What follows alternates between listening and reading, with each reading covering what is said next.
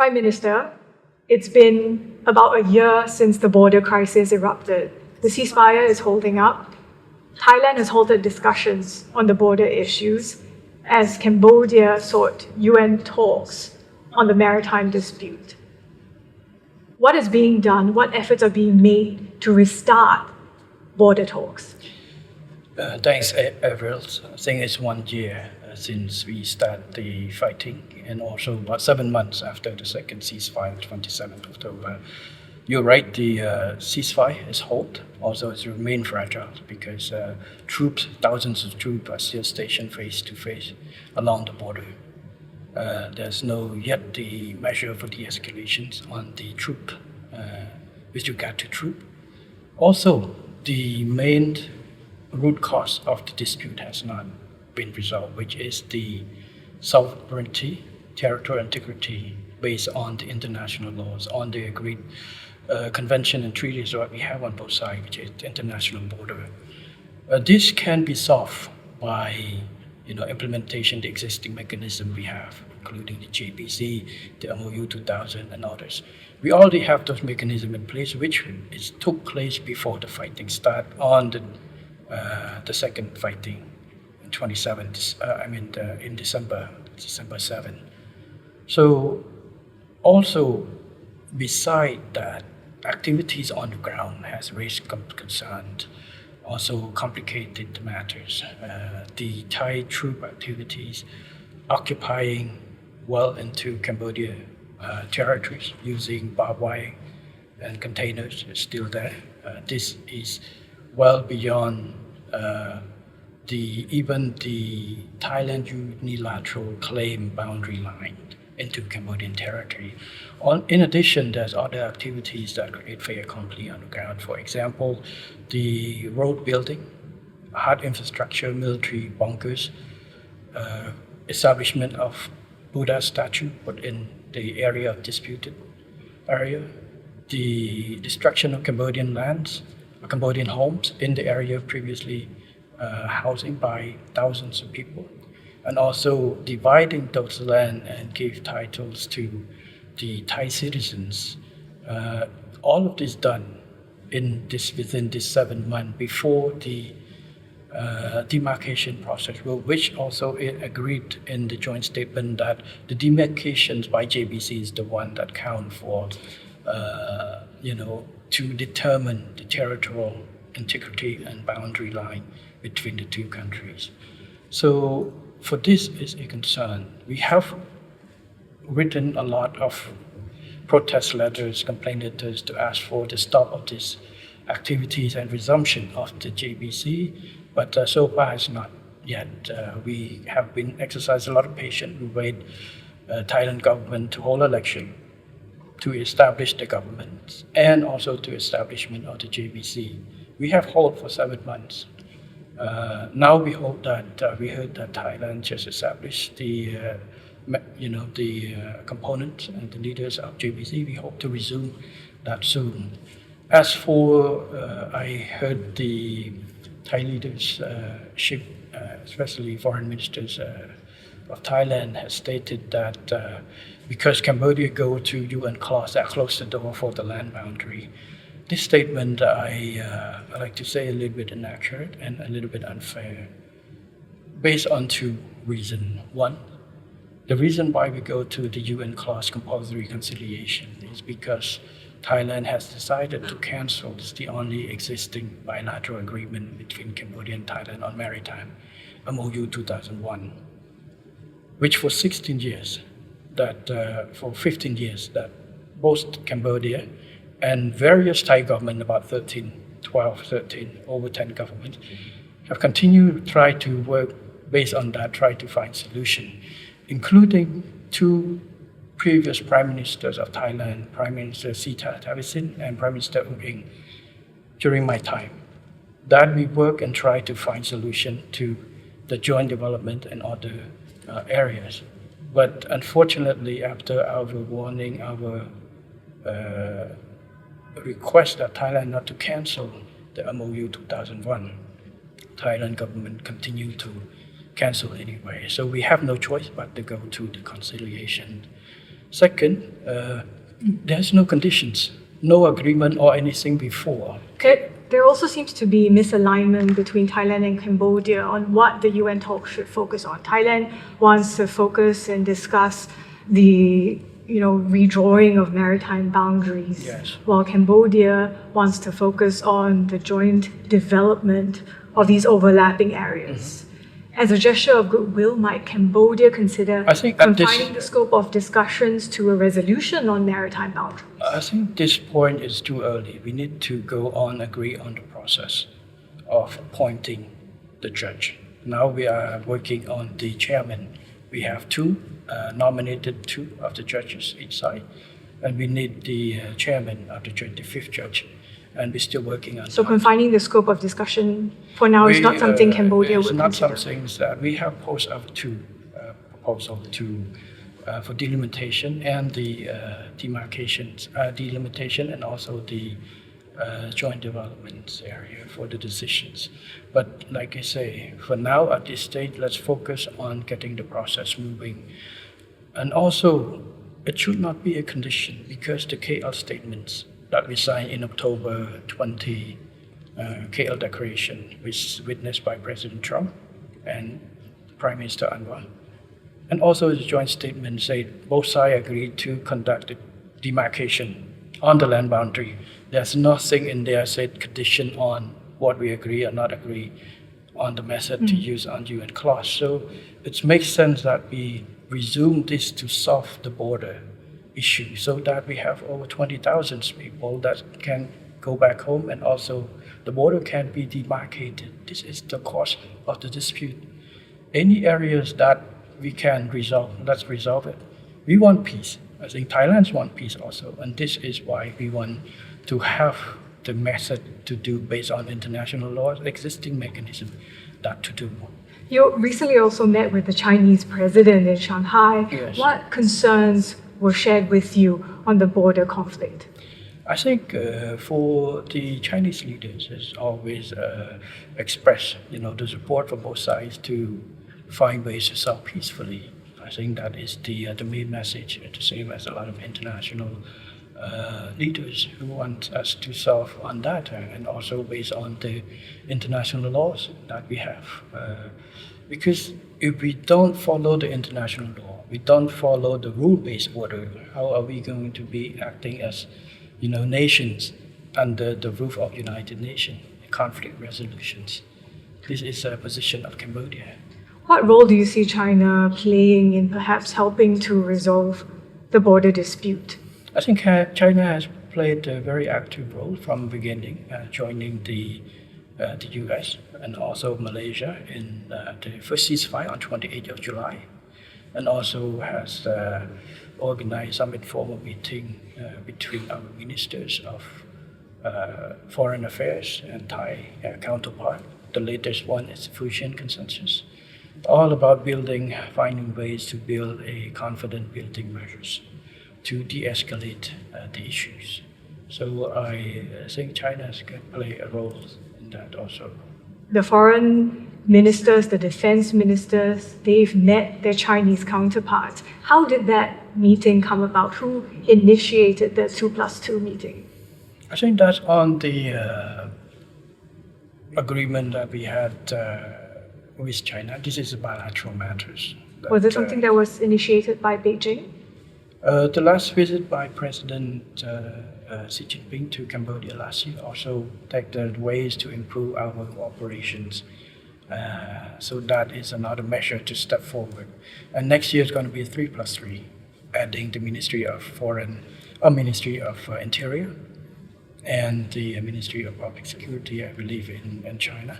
So that to improve cooperation in diplomatic, in defense and security. How useful are you finding those mechanisms of discussions? I think it's to increase the focus on the area of priority. I think there's nothing wrong about it. There's always, it's to show that the emphasis to strengthen the focus on certain areas. I think this is a plus for both countries. We have this arrangement with Laos, with Vietnam, and others. And Cambodia also recently took delivery of Chinese tanks as well as smaller Chinese warships. What is Cambodia looking at in terms of procurement going forward?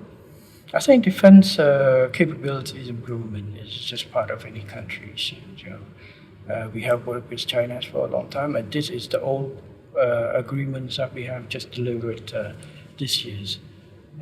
We have going to have exercises with China for just like an annual exercises and others, and also training engagement with China, the same as we have with US, with Vietnam, with other countries. We have bilateral agreement, bilateral cooperation with various countries. You also recently met with the FBI Director, Kash Patel. That's correct. Can you share more details on the pledges to expand cooperation? What does that entail? The cooperation between Cambodian security agencies, especially the National Police with the FBI, has been, for decades. We have worked together on counter narcotic, counter human trafficking. Now with the new threat from online scams, cybersecurity, it's a scope that we have to work together because the nature of crime now is cross-border. They're leveraging on technologies and others. So this requires that Cambodia work with our international partners, including the FBI, to increase cooperation and tackle the common issues. Does that include on intelligence sharing, greater cooperation on that as well? Yes, for security, in order to tackle on certain criminal network, you need to share intelligence, so information.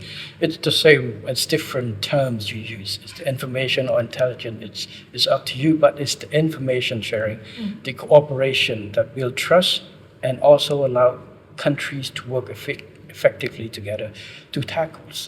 I said it's cross-border. It's cross-border is mean one in Cambodia and one in the other countries. We have to deal with both organizations in order to eliminate this more effectively. So this is what our discussion is about. Cambodia works with the US. It also works with the Chinese on these issues. Do you think the US and Chinese have to work more closely together? Because to your point, this is a transnational issue that no one country can solve alone. Yes. Of course, President Xi Jinping, President Trump just met. Secretary Rubio is in Beijing talking to Foreign Minister Wang Yi to organize presidency visit to the US. These are bilateral cooperation. Both countries already have. In international realm, yes, it's going to have to be a cooperation, multinational cooperation, including the US and China. We're going to host the international conference on online scam. There will be participation from China and the US FBI. I invite the delegation from FBI to join, and Director Kash Patel, he said that he's gonna send senior delegations come to visit. These are the cooperation to tackle common issues, go well beyond geopolitics. This is for the interest of all countries. Criminal network can attack countries that they don't have alignment with political. Anything they can exploit, they exploit. They can attack both US and China at the same time for the benefit of money from scam operation or drug operation. So I see all this cooperation doesn't have to be confined within or be a hostage to an area of what we call geopolitics. Sometimes it's too overblown when we focus on the negativities. But overall, the positive relationship between even the main, China and the US has existed for a long in multiple channels, and this is also spread back to other countries. All the countries in ASEAN has diplomatic relationship with both countries. I was in China last week talking to Chinese leadership, including President Xi Jinping, Prime Minister Li Qiang, about cooperation, state-to-state cooperation, and also talk to business in China, Chinese investors, to bring cooperation here. Yesterday, I met Director Kash Patel for security cooperation with US, and also US ASEAN Business Council visit me, talking about opportunities for cooperation for US business Cambodia. So if you see, this action, it showed that Cambodia does not have to be a place where zero-sum practice in the international relation tech happen. It's a win-win. We work with both US and China to improve our collective benefit, security, defense, business, investments for the benefit of our countries. And this is a win-win that Cambodia as a country, we don't choose, to be friend with one and enemy with another. We enemy with no one and to friend with all. We choose independent, neutral policies for the benefit of, and our engagement with any country is for our mutual benefit. You talk about how these criminal groups are becoming more sophisticated.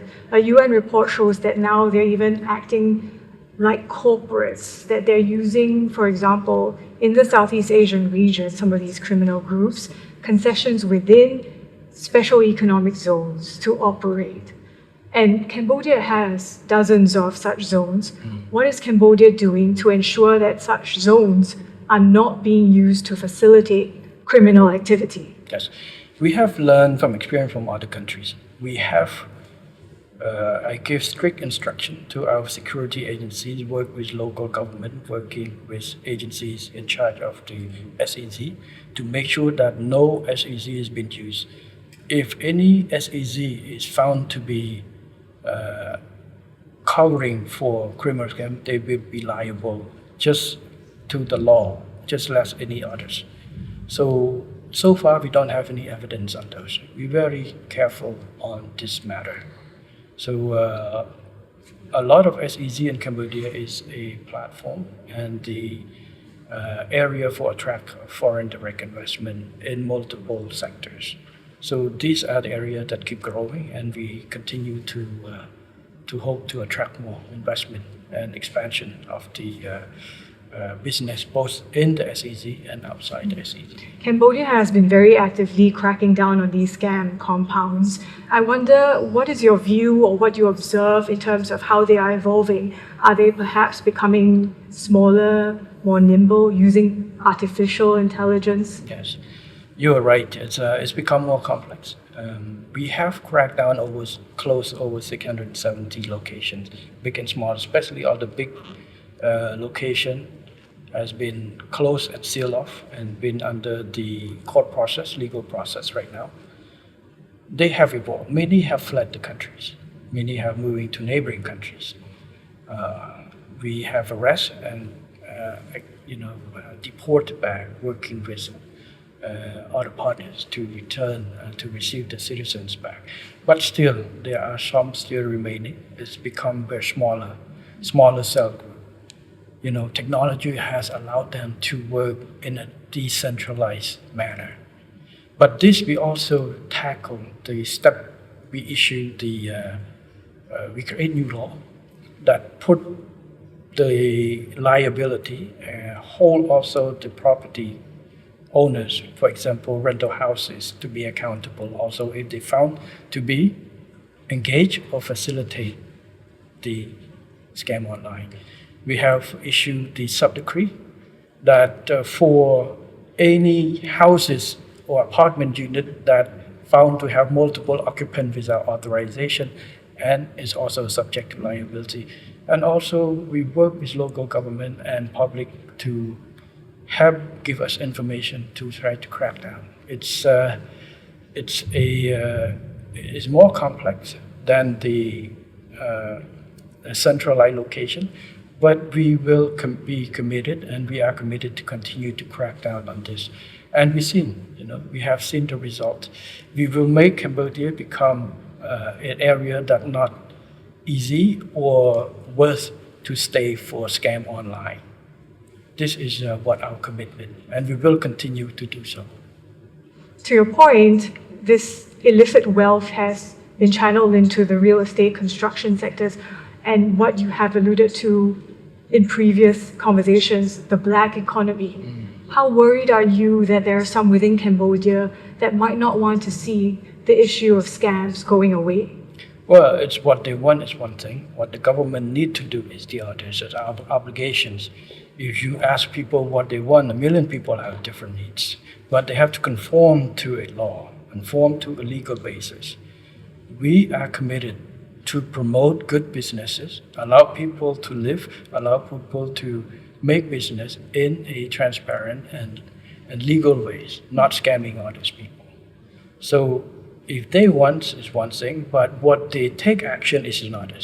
If just have a desire is no, it is not wrong, it's not illegal. But if you take action to get engaged or facilitate scam or any illegal activity, you'll be responsible and subject to the law.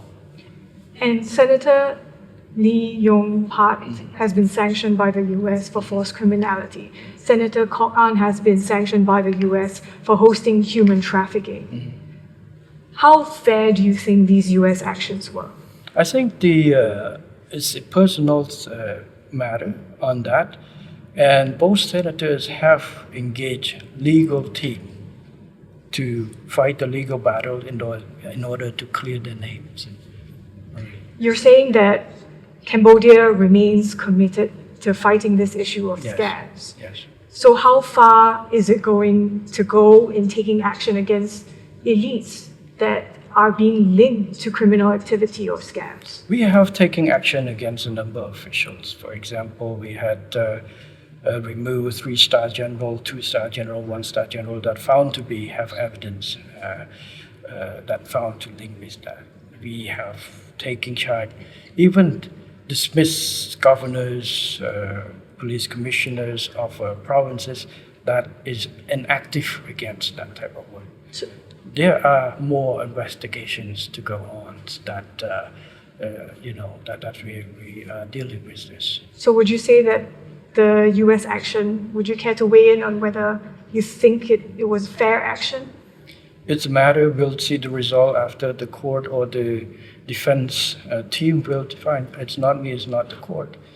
It's the evidence of the US government that plays on, and it's the defendant who have, due process that hire the lawyers to go and try to defend on that. For me, the government, we have trying to find whatever the evidence we have that to make an assumptions. But for this case, I cannot comment who's right and who's wrong, because it's still now, the two senators say it's unfair. We don't know what the list is put on, the sanctions put on. So the legal team has the challenge.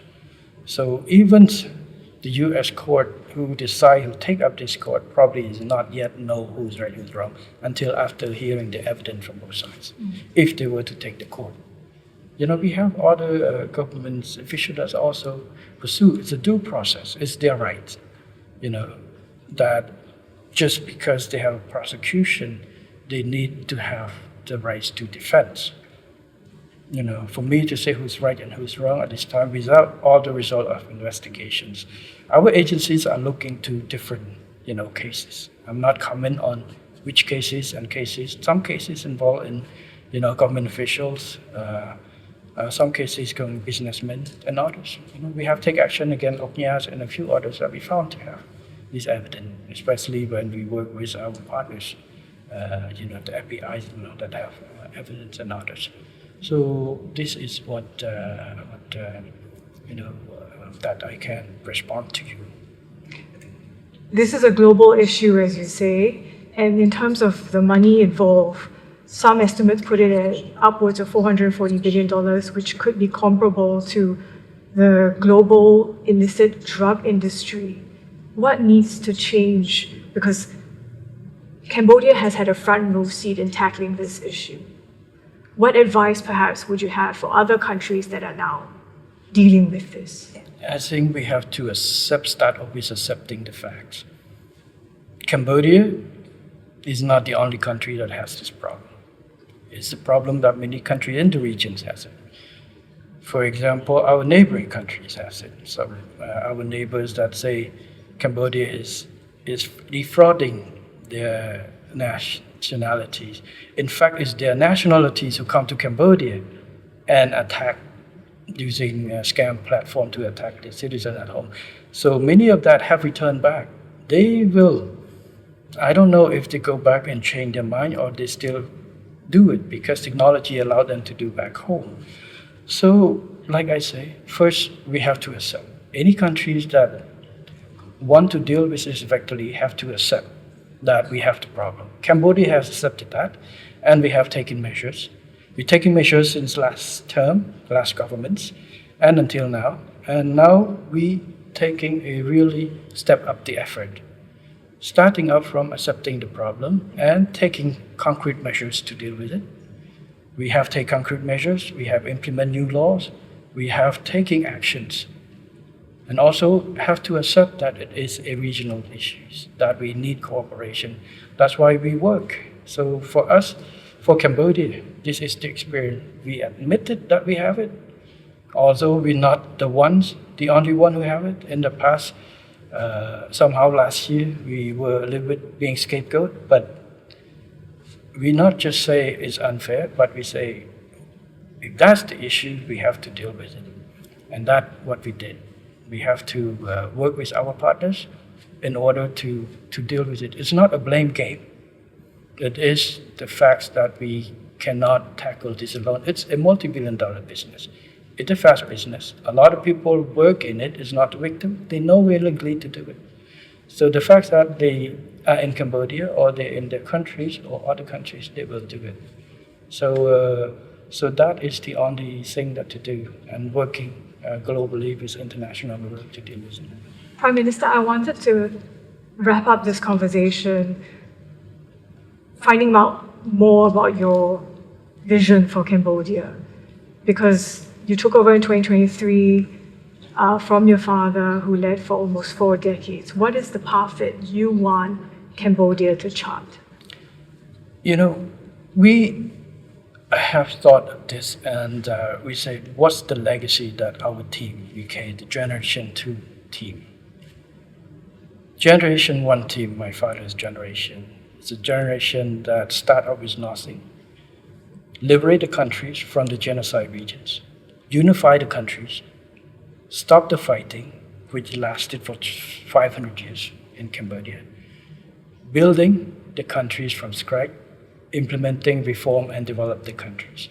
What is the G2 legacy has to be? First, we have to maintain what's the positive result that the previous team has achieved: peace, stability, development, national unities. But what are we going to do is to go for further reform, to tackle the issues, old and new, that may exist for us, and reform and develop further to bring peace and stability and development for our people. So this is our futures, and a lot of reform that we put to. We are now doing a lot of reform in the security, in militaries, in education, in health, in economic, in business environment, in order to innovate ourselves to make our country become more of an environment that the people of Cambodia can grow and also welcome more of the partners, whether it's in security, cooperation, economic, and others to grow. So this is our vision, is to bring Cambodia to be a rich country for our people in the future. Prime Minister, thank you for your time today. Thank you. Thank you. Thank you.